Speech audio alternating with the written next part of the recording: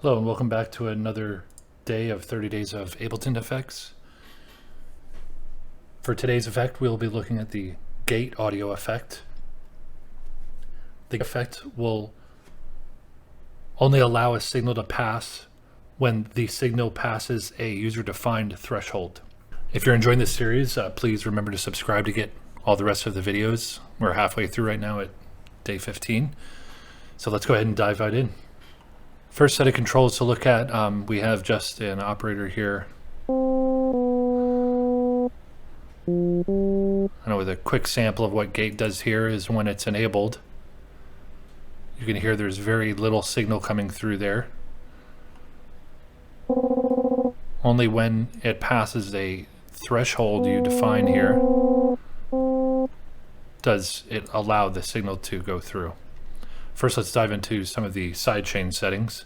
The sidechain settings allow you to trigger the gating from another signal source rather than the one in this current effects chain or signal chain, rather than the one in this current signal chain. You can see here you can choose the other audio source to use as the triggering of the signal. This is commonly used for maybe kicks or other types of audio signals when this is a constant audio source and you want to let it through when maybe the kick hits or hi-hats or some other audio source. The gain knob here controls the amount of sidechain input, and the mix controls mixing the sidechain source with this audio source because you can mix them together. By default it's 100%, so we'll only be listening to the sidechain audio from source that's defined here. And then you can choose if it's pre-effects, post-effects, pre-mixer, post-mixer, so on and so forth. The EQ controls here allow shaping of the triggering to a certain range of frequencies. So when this is enabled, the filter that's selected here will be used to chain the source. I don't have a good example set up here, but the frequency knob tunes where that filter cutoff is located at. So right now it is a low pass filter and the cutoff is at 216 hertz. And the Q value is the resonance of the filter, and you can turn that up or down to increase the resonance. When selecting this headphone icon, it allows, when enabling this headphone icon, it allows monitoring of only the sidechain signal.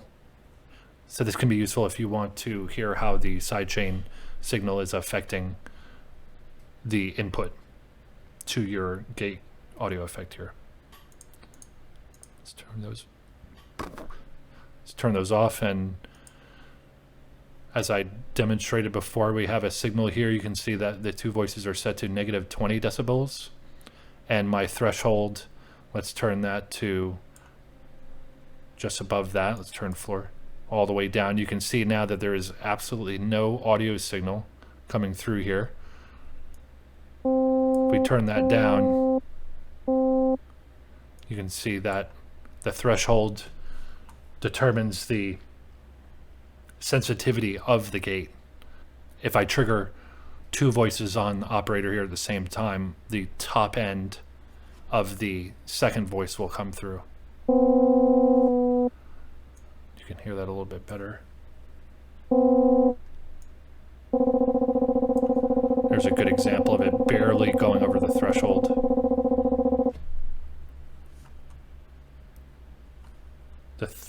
And the threshold is visualized by this blue line that moves up and down here.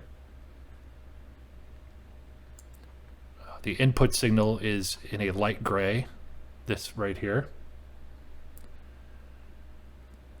And the output signal is a darker gray. You can see the difference between the gray signals, the gray colors there. The output signal is the darker gray with the white outline.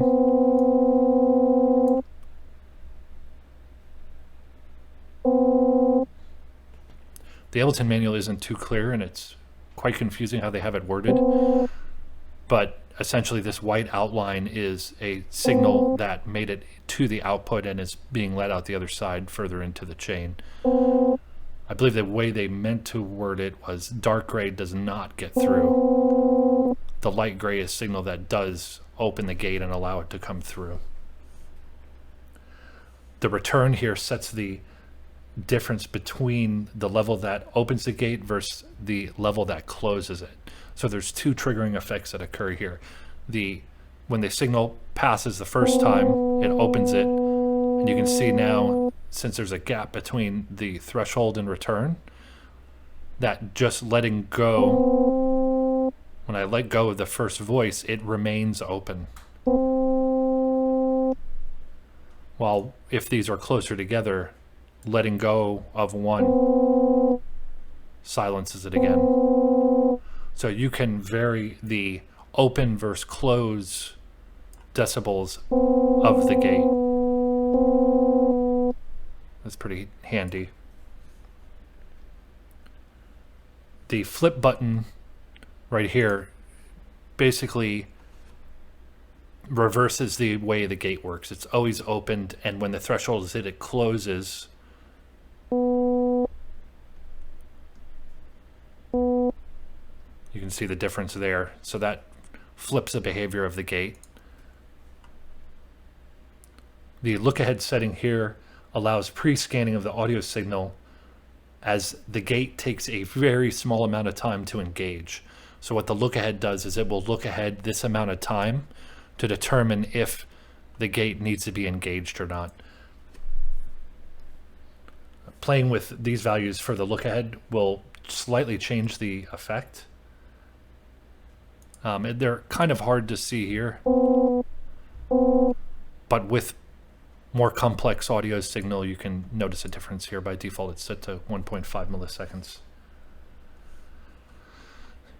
The attack, hold, and release change the behavior of how quickly the gate engages, how quickly it releases, and how long it holds for. The attack, if you turn this up really, really long,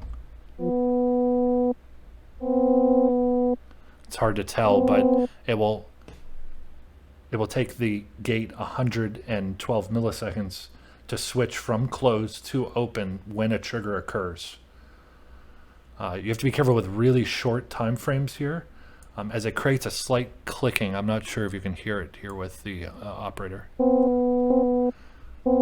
Now, it's more prevalent when you're working with drums or hi-hats. There'll be a click if you have a very low attack. I can't really hear it here with this, but just be careful with lower times here on attack. Once the hold is elapsed, then the gate closes in the amount of time defined by the release. So hold and release work together. And then the floor sets the amount of attenuation that will be applied once the gate is closed.